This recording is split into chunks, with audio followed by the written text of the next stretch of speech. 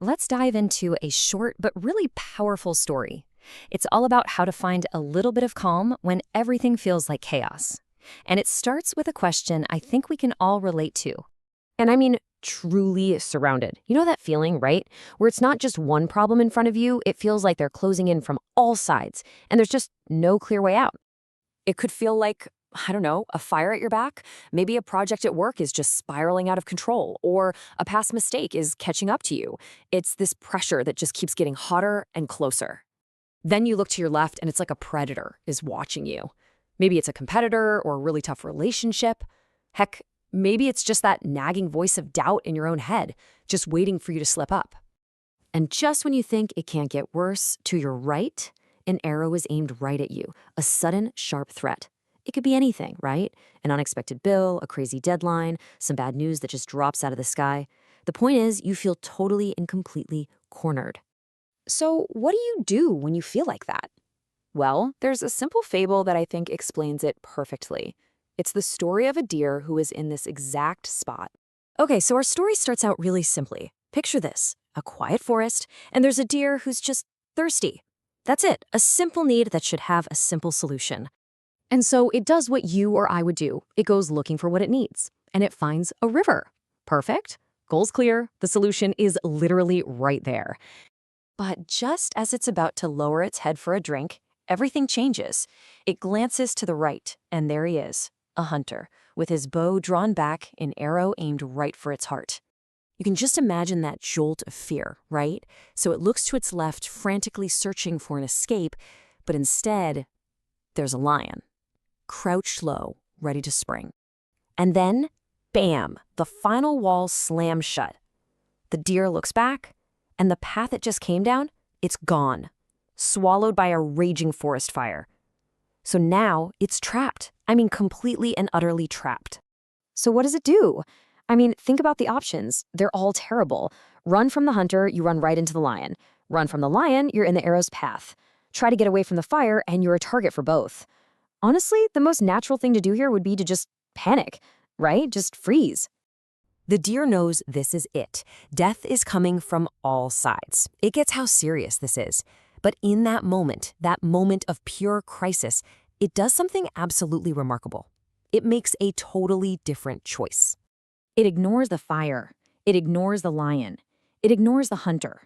It just lets go of all that chaos it can't control, and it focuses on the one thing it can't, that original, simple need. It just lowers its head and starts to drink. And right then, in that moment of incredible focus, the world shifts again.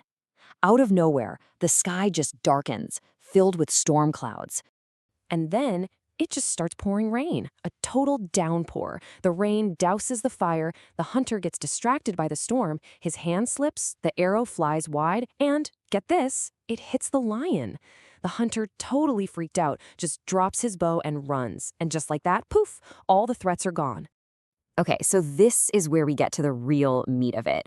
We go from a nice story to an actual strategy. Because see, the deer's survival wasn't just luck. It was about its mindset. That is the power of singular focus. It's about finding your river when you're surrounded by your own fires and lions. And this is so important. The deer didn't solve its problems. It focused on its purpose. And the problems kind of sorted themselves out. By just staying the course on the one thing that mattered, it created the space for a solution to just happen. So what is this singular focus thing? Well, it's not about sticking your head in the sand and pretending the dangers aren't there. No way. It's a conscious choice. You see them, you acknowledge them, but you refuse to give them your energy. Instead, you funnel all of that energy into the one thing you can actually control, right here, right now. Think about the difference here. Panic just scatters your energy everywhere. You're trying to fight the fire, watch the lion, dodge the arrow. You do everything at once and end up doing nothing. You're paralyzed. But focus brings all that energy to one single point. It allows you to actually take a step forward, even when everything around you is pure chaos. So, great story, right? But how do we actually use this? Let's break it down into a practical game plan you can use in your own life. It really comes down to 3 steps. First, you've got to identify your water. With all the noise and chaos, what's the one most essential thing you need to do right now? Second, acknowledge the dangers. See the other problems, maybe even write them down to get them out of your head, but then you make a conscious choice to not give them your energy. And third, take the drink. Commit fully. Go all in on that one single task.